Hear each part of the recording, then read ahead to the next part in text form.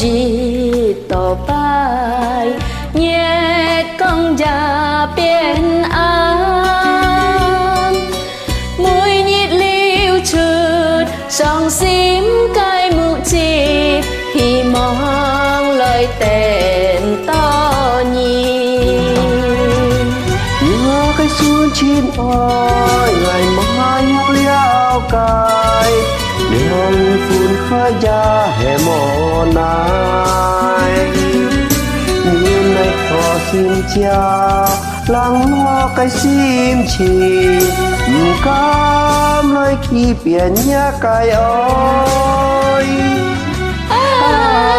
sim ơi dịu nhi lời ơi ngài ngài xin giá trị tỏ an ơn vui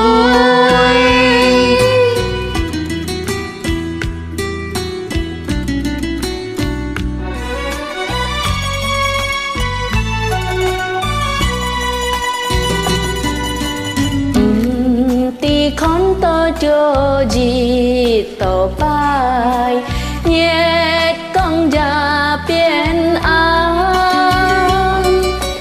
mũi nhịp liêu trượt song xin cây mụ chịp thì mong lời tên to nhìn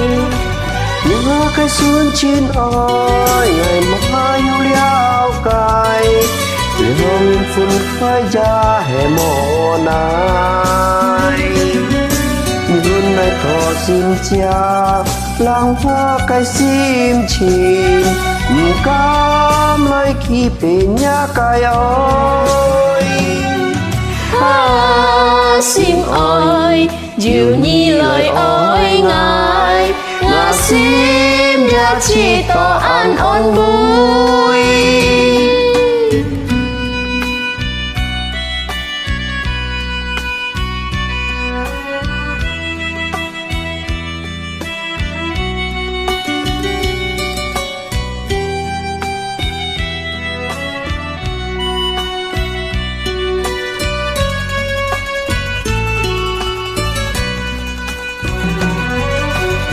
nhớ cái xuân chín ơi ngày mai nhau liao cài liêu nhìn phun khói ra hè mồ nai như này thọ xin chào làng hoa cái sim chìm cam lại khi biển nhá cài ơi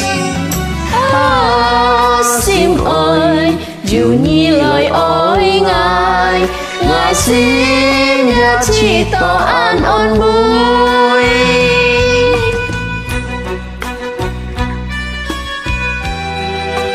đấng cha Cảm ơn